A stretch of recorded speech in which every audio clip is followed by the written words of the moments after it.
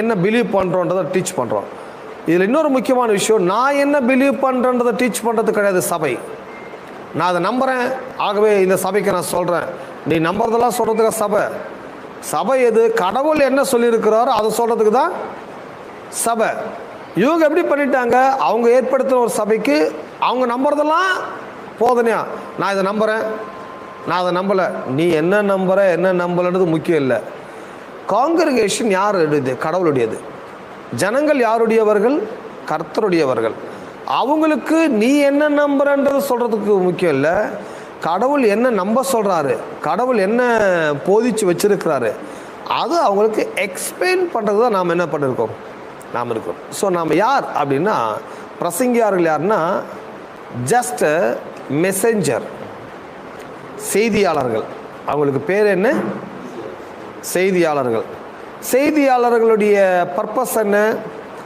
இப்போ ஒரு டிவியில் நான் செய்தி வாசிக்க கூப்பிட்டாங்க அப்படின்னு நான் போய் உட்காந்துட்டு நான் ராத்திரி இந்த கனவு கண்டேன்னு சொல்கிறதுக்காக செய்தியாளர் கூப்பிட்டாங்க. நேற்று ராத்திரி நான் தூங்கும்போது, நேற்று ராத்திரி ஒரு இடத்துக்கு ட்ராவல் பண்ணும்போது ஒரு கனவு கண்டேன். முதல்ல அந்த டிவி சேனலே உடச்சிருவாங்க. யார் இருந்தாலும் வெளியே அனுப்பு. இந்த ஆள் கண்ட கனவை கேட்கறதுக்கு காலையில் டீயோட உட்காந்துக்கிறோம் நியூஸ் பார்க்கறதுக்கு. நியூஸ் வாசிப்பவருடைய அந்த நெறியாளுடைய வேலை என்ன? அன்றைக்கு உலகத்தில் என்ன நடந்ததுன்றதை ப்ரூஃப் பண்ணி ப்ரூஃபோட அதை சொல்லணும், ஒரு பக்கம் விஷுவலாக காமிக்கணும். இதுதான் அவருடைய வேலை. இவர் என்ன நம்புறதால இவருக்கு தேவையே கிடையாது.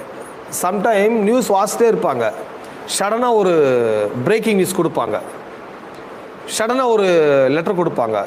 இந்த மாதிரி சம் கண்ட்ரியில் எர்த்குயிக் வந்துச்சு, பூகம்பம் வந்துச்சு, 1 கோடி மக்கள் இறந்துட்டாங்க, நியூஸ் வந்துச்சு.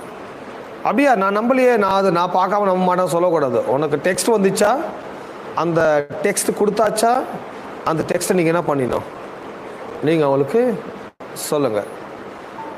டெக்ஸ்ட்டை கொடுத்தவன் அவன் ப்ரூஃப் பண்ணுறதுக்கு இன்னும் கொஞ்சம் நேரத்தில் வீடியோவும் கொடுப்பாங்க.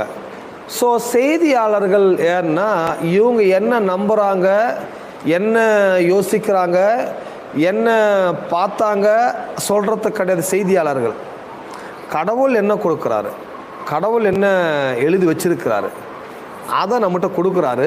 நாம் அதை என்ன பண்ணோம், அவங்களுக்கு படிச்சுட்டு போகணும் தான். இதில் நானே நம்பாமவர்கள் கூட இருக்கலாம். நான் நம்புறது முக்கியம் இல்லை. கடவுள் இதை அவங்க நம்ப சொல்கிறாரு, அவங்களுக்கு போதிக்க சொல்ல, அவங்களுக்கு சொல்லிவிட்டு இன்றைக்கி அப்படி நடக்கலைல்ல, இன்றைக்கி எப்படி நடக்குது? நான் நேற்று ராத்திரி ஒரு கனவை கண்டேன்.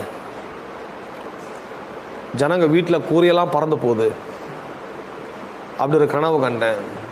ஒரு சூறாவளி காற்று வீசுது, அதில் நம்ம விசுவாசிங்கெல்லாம் காற்றுல அடிப்பட்டு கீழே விழுந்து கிடக்குறாங்க. சொல்லும்போது எல்லாருக்கும் கதி கலங்கிடும். என்னடா இப்படி ஒரு தரிசனம் பார்த்தார் ஐயா, யார் வீட்டில் என்ன காற்றடிக்க போதோ, யார் வீட்டில் யார் மண்டை உடைய போதோ, இப்படி தானே இன்றைக்கி நடத்துகிறாங்க. அதுதான் சொல்கிறது. ஆர்கனைசேஷன் இருக்கலாம், காங்கிரிகேஷன் இருக்கலாம், பப்ளிக் இருக்கலாம். நாம் என்ன பார்த்தோம் என்ன கேட்டோன்ற சொல்கிறது கிடையாது. கடவுள் டெக்ஸ்ட் என்ன கொடுத்துருக்கிறார் என்பதை பார்த்து படிக்கிறதுக்கு தான் போதில்லை. அப்போது இந்த திரியேக தேவனை